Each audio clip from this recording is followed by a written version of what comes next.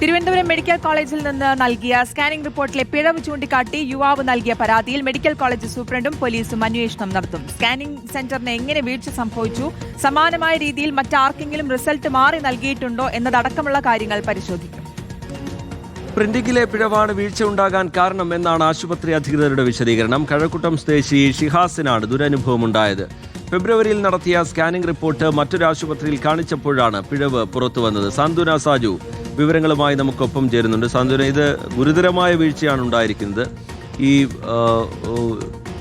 ഇതിൽ ഏത് തരത്തിലുള്ള അന്വേഷണമായിരിക്കും ഇനി നടക്കുക? ഷിഹാസ് തന്നെ ഉയർത്തുന്ന ചില ഗുരുതര സ്വഭാവത്തിലുള്ള ആക്ഷേപങ്ങളുണ്ട്. ഇത് പറഞ്ഞപ്പോൾ തട്ടിക്കയറി ജീവനക്കാർ എന്നതടക്കമുള്ള കാര്യങ്ങൾ. ഇനി ഷിഹാസിന്റെ റിസൾട്ട് വേറെ ആർക്കെങ്കിലും കൊടുത്തിട്ടുണ്ടോ? ആ കാര്യങ്ങളിലൊക്കെ ഇനി അന്വേഷണം വേണമല്ലോ സാന്ത്വന.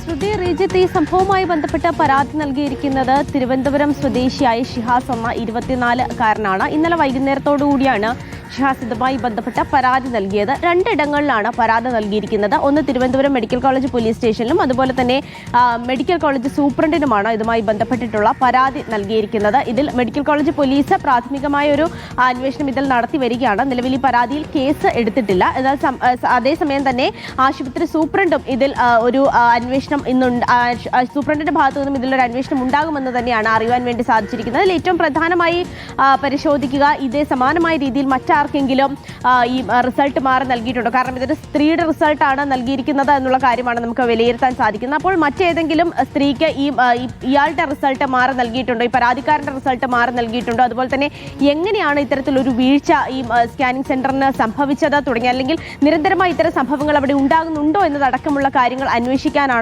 നിലവിൽ ഒരു തീരുമാനമായിരിക്കുന്നത്. ഇക്കാര്യങ്ങളൊക്കെ തന്നെയായിരിക്കും സൂപ്രണ്ടും ഈ പരാതിയിന്മേൽ അന്വേഷണം നടത്തുക എന്നാണ് അറിയുവാൻ വേണ്ടി സാധിച്ചിരിക്കുന്നത്. ഇതിൽ വലിയൊരു പിഴവ് തന്നെയാണ് ഉണ്ടായിരിക്കുന്നത്. അത് ചൂണ്ടിക്കാണിച്ചുകൊണ്ട് തന്നെയാണ് ഈ ഷിഹാസ് പരാതി നൽകുകയും ചെയ്തിരിക്കുന്നത്. ഫെബ്രുവരി 16-ാം തീയതിയായിരുന്നു ഇത്തരത്തിൽ തിരുവനന്തപുരം മെഡിക്കൽ കോളേജിനകത്തുള്ള സ്കാനിംഗ് സെന്ററിലെത്തി ഈ സ്കാനിംഗ് നടത്തിയത്. അതിലാണ് ഇത്തരത്തിൽ നടത്തിയ സ്കാനിംഗ് ഒരു സ്ത്രീയുടെ റിസൾട്ടാണ് അതിൽ ലഭിച്ചിരിക്കുന്നത്. എന്തായാലും ഗുരുതരമായ പിഴവിൽ നല്ല രീതിയിൽ തന്നെ അന്വേഷണം ഉണ്ടാകുമെന്നാണ് ആശുപത്രി അധികൃതരും സംഭവവുമായി ബന്ധപ്പെട്ട വിശദാംശങ്ങൾ പങ്കുവയ്ക്കുക.